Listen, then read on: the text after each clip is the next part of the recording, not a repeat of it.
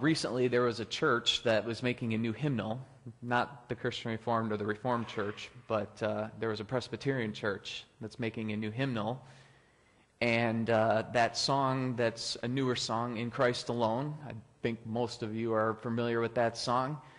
They, in their hymnal committee, decided to not include that song because there's a line in that song.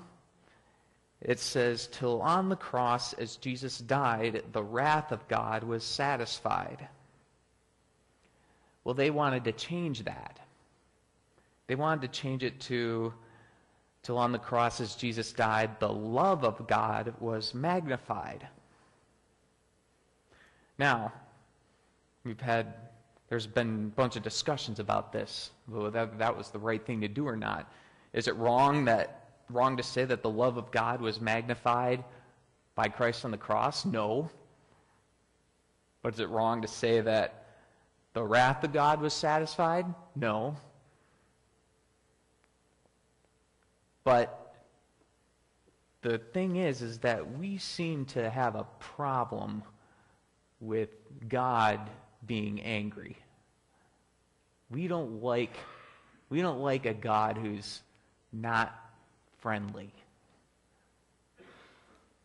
There's some part of us and some of us who like to think God of like Santa Claus or something. And he's always nice, and he always gives you the toys that you want and so forth. He's just a big, cute, cuddly guy. And when God gets mad, we don't really like that so much. So there's probably not too many sermons that are based in Jeremiah or Ezekiel. Not very many. Because God gets pretty mad in those books. And he says some pretty scary things in those books, too. If you read through some of those passages, sometimes I'll get a chill up my spine, like, wow. But we don't like a God who gets mad or has justice. We might not like the punishing side of God, but like it or not, that's who he is.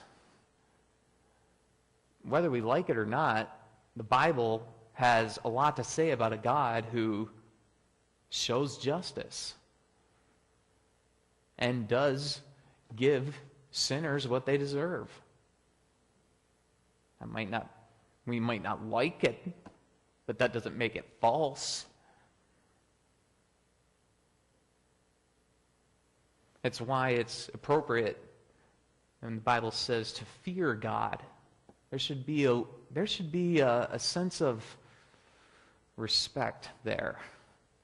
This notion that, wow, God is very holy, and wow, I'm so fortunate that I'm not standing here on my own merits, because I got nothing to stand on.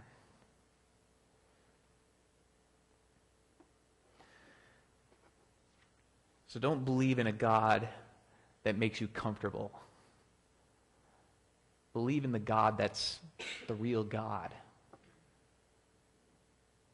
We have a tendency to make God in our image, making God into the God we want him to be, instead of looking at how he's revealed himself and going from there.